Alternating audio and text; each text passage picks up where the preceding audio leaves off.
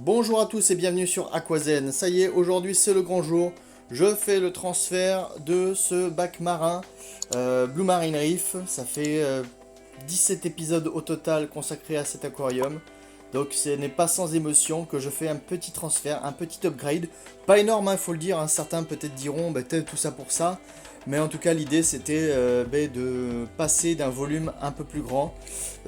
Sachant qu'en plus, j'ai percuté, enfin, je le savais, mais je m'en suis souvenu il y a pas très longtemps. On parle souvent de ce pack Blue Marine 60. Mais en fin de compte, c'est pas un vrai 60 litres. C'est un 60 litres dont la décante.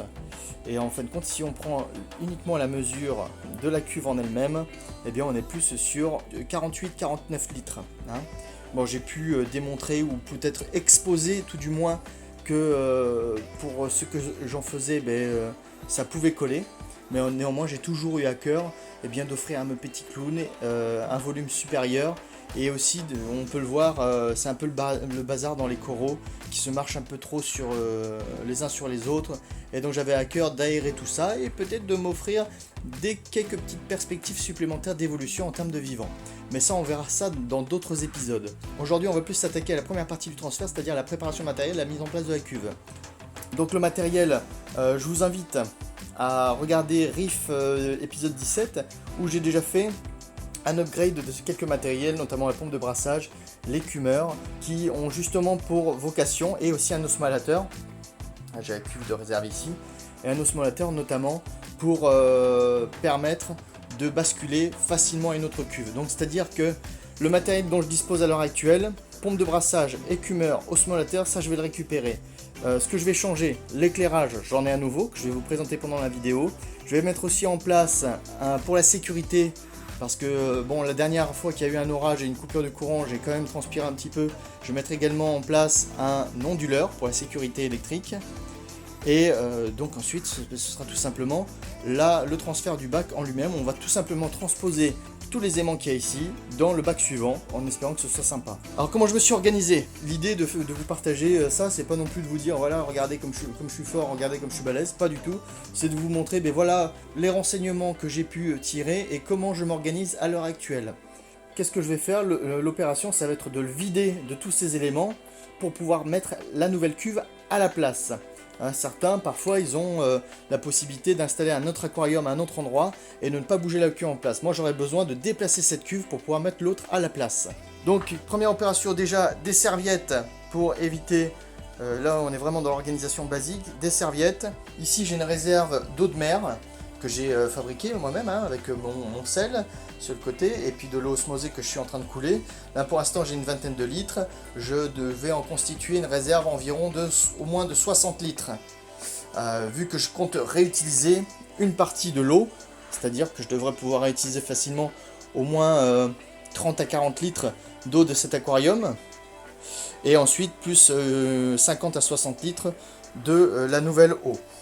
Voilà, que je suis en train de faire couler via mon osmoseur.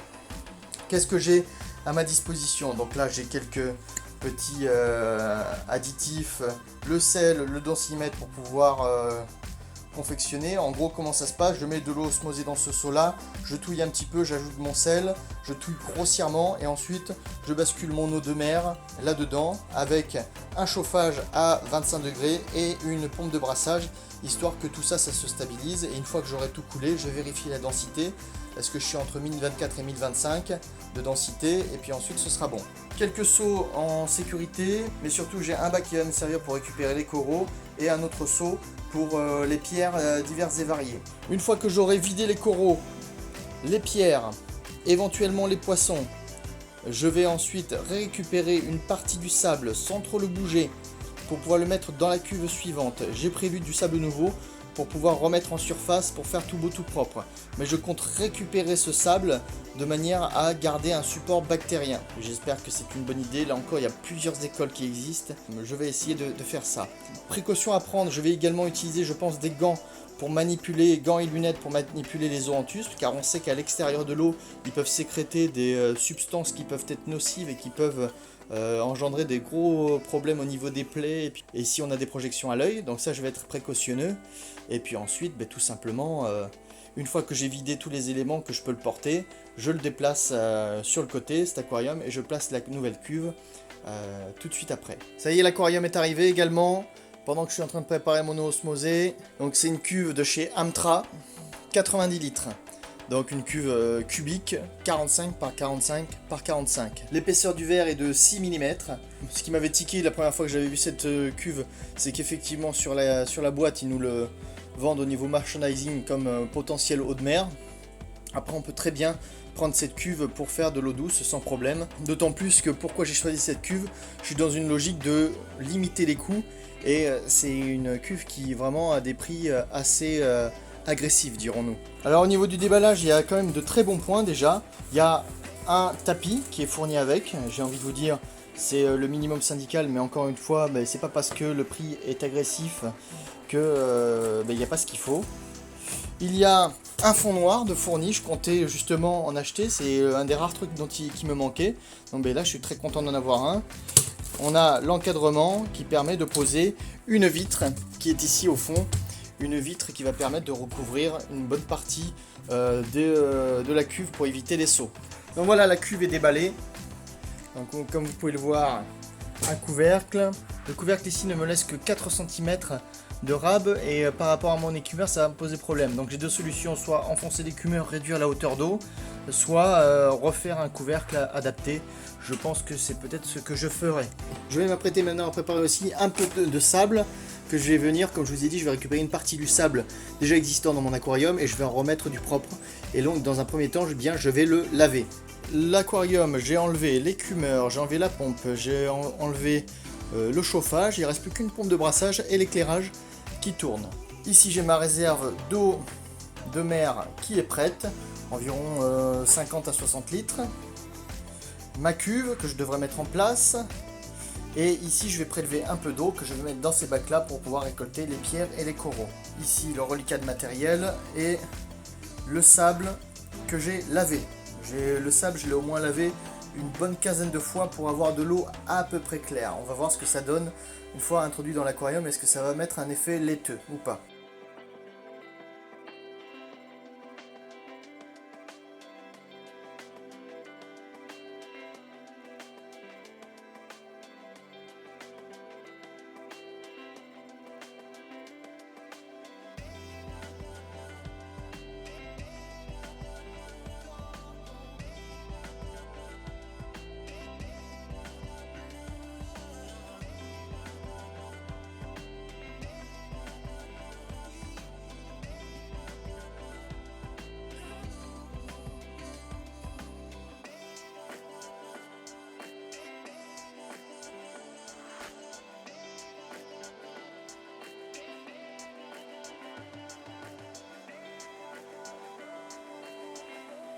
Bon voilà, une étape supplémentaire passée, j'ai tout vidé, j'ai laissé les deux petits clowns à l'intérieur.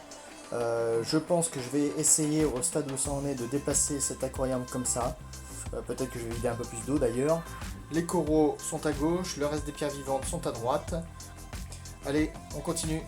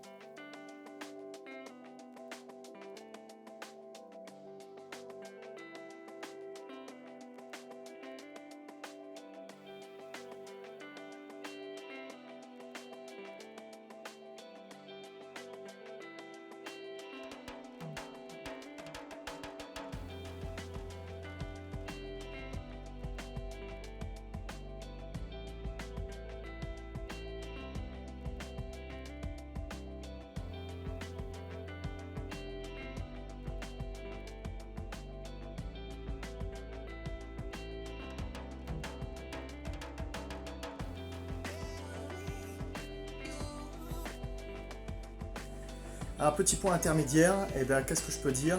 Là comme ça, vous en rendez peut-être pas compte en vidéo, mais c'est quand même très gros par rapport à ce que j'avais avant.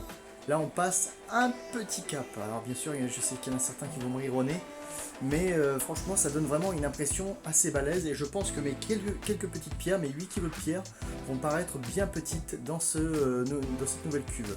Je vais commencer à mettre un petit peu la partie technique et à mettre un petit peu d'eau à l'intérieur. Voilà, j'ai déjà placé donc un chauffage Aquael Digital, mon écumeur que j'ai transféré forcément, je l'ai placé en mode skimmer, c'est-à-dire j'ai rajouté cette petite appendice qui va me faire aussi une partie aspiration de surface. Donc je pensais que c'était une option qui pourrait être intéressante à mettre en œuvre. Ma pompe de brassage Thun 60-20, la Turbelle, NanoStream, et en fonction de comment ça se passe, je me réserve le droit d'en mettre une seconde, une autre Thun, la 60-40 me semble-t-il, pour ajouter un peu plus de brassage. Je vais voir comment ça se déroule. Alors pour les pierres, on est un peu en mode improvisation, je l'avoue. C'est on fait un peu de l'artscape rapidement. Donc là j'ai pris le parti de mettre d'abord les pierres qui vont me servir de socle et ensuite je vais mettre du sable. Je mets d'abord mes pierres qui ne contiennent pas trop de coraux, hormis celle-ci qui a du zoanthus.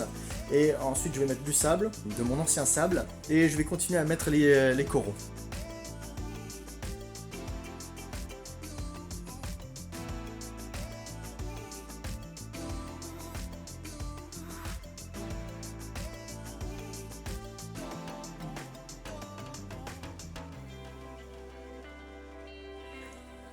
Allez, donc là, on a remis la plupart des éléments vivants. Je crois que j'ai tout remis ici, les coraux, les pierres, les poissons, les détritivores. Ça m'a fait penser que j'avais plus beaucoup de détritivores. Alors je ne sais pas pourquoi, mais j'en ai perdu pas mal lors du précédent bac. Il va falloir que je regarde ça. Bon, c'est encore très laiteux, pourtant j'ai lavé le sable au moins 15-20 fois, je vous jure. Vous aussi, quand vous laverez votre sable, n'hésitez pas à le laver, surlaver si vous voulez éviter cet effet. Bon, ça va se tasser, je vois que ça commence déjà à s'éclaircir. Là, l'écumeur est en train d'écumer à mort. Le petit bip que vous entendez, c'est tout simplement ma pompe de brassage qui est branchée sur le onduleur. Onduleur qu'il faut que je raccorde au secteur. C'est l'occasion de vous montrer le onduleur à quoi il ressemble, regardez.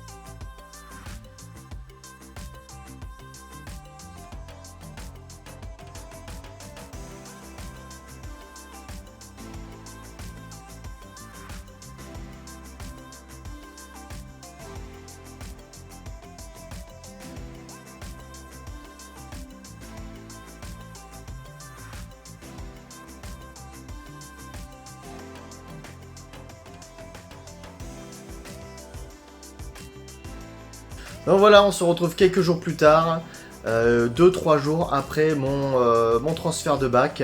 Vous pouvez voir que l'eau est nickel. Globalement, je n'ai pas eu de problème. Je trouve vraiment que l'effet est dingue. Je pensais pas avoir autant de place. Vraiment, ça laisse beaucoup d'opportunités. En tout cas, quelques opportunités en termes de vivants, poissons, invertébrés et coraux. Voilà, j'ai un petit peu plus de place. Mon objectif, c'est pas trop de charger non plus. Certains pourront trouver peut-être qu'il manque des pierres vivantes, sachant que j'ai gardé les 8 kg que j'avais dans mon précédent bac, et que là, du coup, j'en ai 8 kg pour 90 litres d'eau. Donc peut-être qu'il en manque effectivement un tout petit peu, mais je compte sur le fait que je ne vais pas résister au fait d'introduire des nouveaux coraux qui seront forcément sur des petites pierres que je vais rajouter ici et là. J'en rajouterai peut-être si je vois qu'il y a un problème de microphone ou d'équilibre ou quoi que ce soit. Donc voilà, en termes déjà de volume, c'est un truc de dingue. Un de mes points de satisfaction et sur lequel je vais rester tout de même attentif, c'est l'éclairage. Cette petite remplette, je l'ai payée, je vous le dis et je l'assume. Là, j'ai vraiment fait le raccro pour le coup. Une quarantaine d'euros sur AliExpress. C'est un de mes gros points d'interrogation. Est-ce que ce sera au rendez-vous ou pas? Et pour l'instant, ça donne un effet qui est plutôt correct, je trouve. À voir en fonction de la pousse des coraux. Si ça se passe bien, je la garderai. Si ça se passe mal, je ferai un petit upgrade. Tout dépendra aussi si jamais je veux introduire quelques coraux durs. Voilà, faudra voir. Les quelques petits points que vous voyez, c'est des petites bulles d'air. Il faut que je voie, je pense que c'est mon écumeur qui les rejette. Il faudra que je voie pour essayer de les éliminer, pour faire quelques petits réglages si besoin. Sachant que l'écumeur Thunes 9001, je l'ai placé en mode skimmer, c'est-à-dire j'ai rajouté cette petite appendice qui me permet de faire de l'aspiration de surface au passage en même temps que l'écumage. Je trouvais que c'était une option qui était intéressante, donc voilà pourquoi pas. La petite lumière que vous voyez, c'est le chauffage Aquael. Niveau pompe de brassage, donc j'ai récupéré mon ancienne pompe de brassage que j'avais introduite lors de ma dernière vidéo dans mon petit bac, la Thunes NanoStream 6020. Et une ancienne pompe de brassage que j'avais, qui était trop puissante à l'époque pour mon précédent bac, la 6040, toujours de chez Thunes. Je trouve que la surface est plutôt bien brassée. Reste à voir comment les coraux évoluent, comment est-ce qu'ils supportent la situation. L'osmolateur, vous voyez ici, est en place, ça marche très très bien, pas de souci. Le sable, pour rappel, donc j'en ai mis, j'ai gardé la moitié de mon précédent sable et j'ai mis du sable propre. Quel effet de dingue! Je pense que je ferai ça une fois tous les ans. Je renouvellerai une bonne partie de mon sable, ou par moitié tout du moins, parce que je trouve que franchement l'effet est dingue. Il y a un effet de clarté, de luminosité que vous voyez forcément sur la vidéo. L'écumeur, il a justement eu pour impact que je doive investir dans une petite plaque en plexiglas que j'ai découpée. En effet, la vitre de l'aquarium était très bien, sauf que c'était une vitre qui me laissait 4 cm dans le fond. Une bande de 4 cm pour pouvoir passer les équipements, les fils, etc. Et mon écumeur, j'avais besoin de 6 cm, même si je l'avais mis dans l'autre sens. Donc voilà, j'étais obligé de rajouter 10 € en magasin de bricolage que j'ai découpé. J'ai mis quelques petits trous au milieu pour l'aération. Et puis voilà, ça fait bien le taf. L'osmolateur que j'ai mis à cet endroit-là, au départ je l'avais mis vraiment dans le coin, mais à cause des mouvements provoqués par le brassage au niveau du niveau, c'était pas forcément tip top. Mais pareil, je suis très content, l'osmolateur joue bien son rôle. De plus, quand on va arriver en été avec des fortes chaleurs, il risque d'y avoir un peu plus d'évaporation, même si j'ai fermé le bac. Sachant que le bac, il est fermé, mais je vais peut-être devoir l'ouvrir quand j'ajouterai des ventilations. Au niveau du vivant, vous pouvez voir mes deux petits clowns qui sont heureux comme tout. Ils sont vraiment en mode découverte. Ils sont un peu, je dirais, perturbés dans leurs habitudes, surtout pour dormir, parce qu'ils aimaient bien se caler entre deux pierres, entre deux coraux pour dormir. D'ailleurs, c'est très drôle parce qu'il y en a un, il dort dans cette pierre avec le discosoma par-dessus, un peu comme s'il était dans un lit avec une couverture. Donc c'est assez drôle, j'essaierai de vous filmer ça. Ce que j'ai essayé de faire dans la disposition des pierres, vous l'avez vu, de faire une espèce de petit récif, vraiment à proprement parler. La grosse pierre avec le capnella qui prenait beaucoup de place, je l'ai mis au fond, en espérant justement pouvoir exploiter la hauteur, ce qui a l'air d'être le cas. Ici même, mon palitoa qui avait bien ramassé, là vous le voyez, tous ces polypes fermés, en fait, ils ont été brûlés par le discosoma. Non, ils ont été brûlés par le capnella qui lui tombait dessus toutes les nuits. Enfin, avec son poids, souvent, il y a des jours où il tombait dessus. Donc, ils ont été sévèrement abîmés. Il était vraiment temps qu'il bascule. Donc, j'espère qu'il va se refaire un petit peu. En tout cas, on va tout faire pour. Devant, on ne peut pas louper le discosoma, que j'ai essayé d'isoler le plus possible. Parce que vu qu'il a tendance à se diviser, on peut voir qu'il y a cette partie-là qui s'est divisée. Il y en a un autre qui se divise derrière. Je vais avoir 4 polypes bien différents. Là, ici, ça va pas tarder à se diviser aussi. Devant, une petite pierre de zoanthus que je vais peut-être pas garder très longtemps, que je vais essayer d'échanger avec une autre bouture. Le sarcophyton, dont j'essaye de trouver une petite place adaptée. Là, il m'a l'air beaucoup exposé au courant, on va voir ce que ça va donner plus tard. Une petite pierre de zoanthus aussi. Et le Ricordea florida, que j'ai essayé de mettre en position centrale au milieu du récif, ou en tout cas un peu protégé, car j'ai remarqué qu'il se plaisait mieux à des endroits moins brassés celui-ci.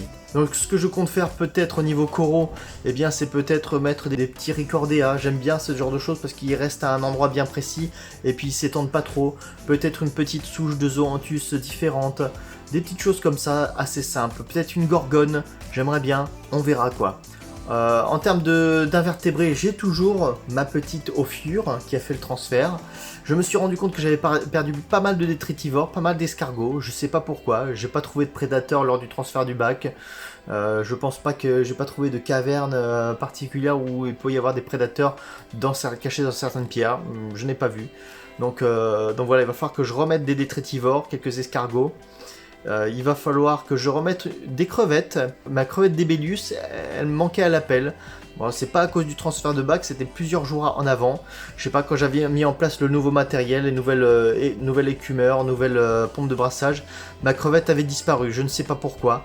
Donc ce que je compte bien faire, c'est mettre au moins 2 crevettes d'ébédus là-dedans. Je pense que leurs couleurs rouges vont un peu tout déboîter. Je pense que je vais y rajouter 1 ou 2 poissons. On va voir les espèces. Je garde la surprise pour le moment. Il y aura pareil 1 ou 2 coraux. Là encore, rien n'est bien défini. On verra les opportunités qui se présentent. Voilà, donc fin de cette vidéo, je vais dire que c'est déjà pas mal, hein. J'espère encore une fois que ça vous aura plu, que ça vous aura peut-être donné des idées. En termes de coût, je ferai très certainement une vidéo combien ça coûte un aquarium marin, sachant qu'on est vraiment sur un équipement low cost. Et pour autant, à part l'éclairage, comme je vous disais, où j'ai vraiment fait le raccro, après pour le reste, c'est vraiment on peut pas trouver moins cher que ce que j'ai fait, je pense. Donc voilà, on verra ça ensemble lors d'un prochain épisode, combien ça coûte un aquarium marin. Je pense que ça pourrait être intéressant. Je vous laisse sur ces images, en tout cas ce que je peux vous dire, c'est que je suis très content du rendu.